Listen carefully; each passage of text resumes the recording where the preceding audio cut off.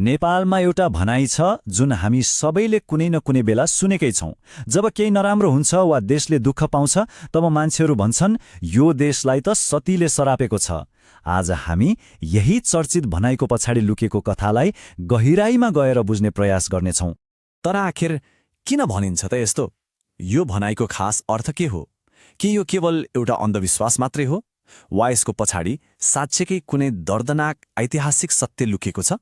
आउनुहोस् यही रहस्यको पर्दा उघारौं। ल सुरु गरौं पहिलो खण्डबाट।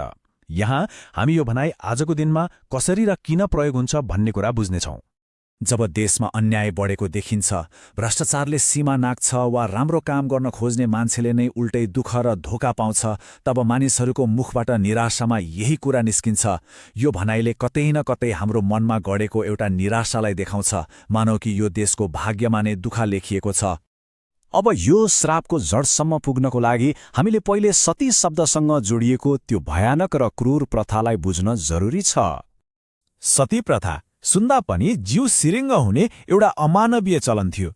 यो प्रथा अनुसार पतिको मृत्यु भएपछि पत्नीलाई पनि उनको श्रीमानको चितामा जिउँदै जलाइन्थ्यो र दुःखको कुरा यो क्रूरतालाई धर्मको नाम दिएर महिमा पनि गरिन्थ्यो। यो कुनै साधारण मृत्यु थिएन, यो त एउटा योजनाबद्ध र कहाली लाग्दो हत्या थियो। पहिले त ती विधवा महिलालाई गाँजा जस्ता नशालु पदार्थ खुवाएर लट्ठ पारिन्थ्यो। जब चिताको आगोले पोल्न थालेपछि उनको होस खुल्थ्यो र उनी चिच्याउँथिन्। उनको चित्कार कसैले नसुनोस् भनेर बाहिर ठूलो ठूलो स्वरमा बाजा बजाइन्थ्यो। यदि उनी भाग्ने कोसिस गरिहालिन् भने पनि मलामीहरूले लाठीले हिर्काएर उनलाई फेरि त्यही आगोको भट्टीमा धकेलिदिन्थे। र यो क्रूरताको सीमा यति मात्रै थिएन। यदि कुनै पुरुषका एकभन्दा बढी श्रीमती छन् भने ती सबैले सँगै चितामा जल्नु पर्थ्यो। यति मात्र होइन, राजाहरूका दासी र रखौटीहरूलाई समेत सती जान बाध्य पारिन्थ्यो। सोच्नुहोस् त, गर्भवती महिलालाई समेत बच्चा जन्माएपछि सती पठाइन्थ्यो। कति निर्दयी थियो होला त्यो समाज। तर समयसँगै यो अमानवीय प्रथाको अन्त्यका लागि प्रयासहरू पनि भए। सबैभन्दा पहिले जङ्गबहादुर राणाले महिलाको सहमति चाहिने र उमेरको हद तोकेर यसलाई केही हदसम्म नियन्त्रण गर्ने कोसिस गरे। पछि वीर शमशेरले त्यसलाई अझै कडा बनाए र अन्तमा विक्रम सम्वत 1977मा प्रधानमन्त्री चन्द्र शमशेर राणाले मुलुकी ऐन नै संशोधन गरेर नेपालबाट सती प्रथालाई सदाका लागि अन्त्य गरिदिए। अब यहाँनिर एउटा महत्त्वपूर्ण कुरा छ। धेरैलाई के लाग्छ भने यो श्राप ती हजारौं सती गएका महिलाहरूको सामूहिक पीडा हो। तर इतिहासले भन्छ यो श्राप एउटै खास र दुःखद घटनासँग जोडिएको छ। त्यो हो काजी भीम मल्लको कथा। हो, सतीले सरापेको देश भन्ने भनाइले हजारौं महिलाको चित्कार बोकेको छ। तर यसको खास जड, यसको वास्तविक कथा भने एउटा निर्दोष व्यक्तिको षड्यन्त्रकारी हत्या र उनकी पत्नीले दिएको श्रापसँग जोडिएको छ। र यो कथाका मुख्य पात्र हुन् काजी भीम मल्ल। आजभन्दा लगभग 370 वर्ष पहिले उनी कान्तिपुरका राजा लक्ष्मी नरसिंह मल्लका सबैभन्दा काबिल र शक्तिशाली काजी थिए। उनी एक कुशल योद्धा मात्र थिएनन्, एक ब्रिलियन्ट कूटनीतिज्ञ पनि थिए, जसले कान्तिपुर राज्यको सिमाना ओखालडुङ्गासम्म फैलाएका थिए र तिब्बतसँगको लडाईँमा पनि जित हासिल गरेका थिए। भीम मल्लको सफलता उनको कूटनीतिमा झल्किन्छ।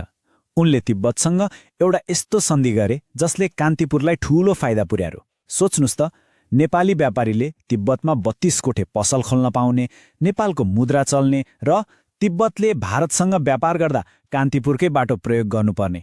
यसले कान्तिपुरलाई आर्थिक र राजनीतिक रूपमा कति शक्तिशाली बनायो होला। तर भनिन्छ नि, कहिलेकाहीँ धेरै राम्रो हुनु पनि घातक हुन्छ। भीम मल्लको हकमा पनि त्यस्तै भयो। उनको यही सफलता र लोकप्रियता नै उनको विनाशको कारण बन्यो। दरबारभित्रै उनी विरुद्ध ईर्ष्या र षड्यन्त्रको जाल बुनिन थाल्यो। एकातिर भीम मल्लको जय जयकार भइरहेको थियो, अर्कोतिर दरबारमा रहेका उनका प्रतिद्वन्दी काजीहरू नारदेव र मयासिंह आफ्नो शक्ति गुम्ने डरले जल्न थाले। अनि उनीहरूले राजाको कान भर्न सुरु गरे। उनीहरूले राजालाई के भने भीम मल्लले तिब्बतसँग मिलेर हजुरलाई हटाएर आफै राजा बन्ने योजना बनाउँदैछ। सोझा र धार्मिक स्वभावका राजा लक्ष्मी नरसिंह मल्लले त्यो षड्यन्त्र पत्याए। भीम मल्ललाई गोप्य रूपमा दरबार फिर्ता बोलाइयो। जब उनी दरबारको त्रिशूल चोकमा आइपुगे, त्यहाँ पहिलेदेखि नै तयार सैनिकहरूले उनलाई घेरा हाले। उनलाई आफ्नो सफाई दिने एक शब्द बोल्ने मौका समेत दिएन र राजाको आदेशमा उनको शिर काटियो। आफ्नो निर्दोष पतिको यस्तो अन्यायपूर्ण हत्या देखेर उनकी पत्नी भुवनलक्ष्मीले सती जाने निर्णय गरिन्। तर आफ्नो प्राण त्याग्नु अघि उनले त्यो दरबारलाई हेरेर मनबाटै सरापिन्। यो दरबारभित्र कसैको पनि कल्याण नहोस्, यो देशको भलो चिताउने कोही पनि यहाँ कहिल्यै नफस्टाओस्। यही श्राप हो जसले आजसम्म नेपाललाई पछ्याइरहेको छ भन्ने विश्वास गरिन्छ।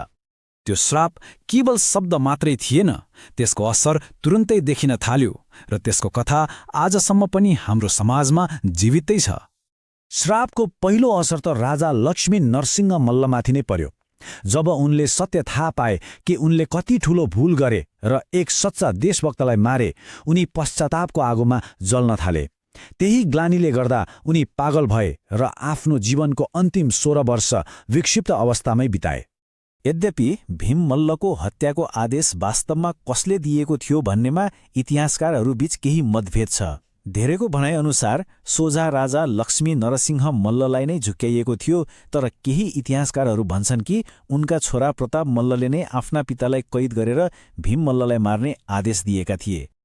खैर, आदेश जसले दिएको भए पनि अन्तिम सत्य के हो भने एक इमान्दार र देशभक्त व्यक्तिले धोका र षड्यन्त्रको कारण ज्यान गुमाउनु पर्यो। र यही घटनाले गर्दा आज 37 वर्षपछि पनि जब कुनै असल मान्छे षड्यन्त्रको शिकार हुन्छ वा कुनै भ्रष्ट व्यक्तिले शक्ति पाउँछ, मानिसहरू भीम मल्लको त्यही दुःखद अन्त्यलाई सम्झिन्छन्। त्यसो भए अन्त्यमा एउटा प्रश्न सोच्न बाध्य बनाउँछ, के यो साँच्चै नै देशलाई बाँधेर राख्ने कुनै श्राप हो, वा यो हाम्रो समाजमा बारम्बार दोहोरिरहने तीतो यथार्थलाई, जहाँ इमान्दारले दुःख पाउँछ, त्यसलाई बताउने एउटा शक्तिशाली कथा मात्र हो? यो प्रश्नको उत्तर सायद हामी सबैले आफैभित्र खोज्नुपर्छ।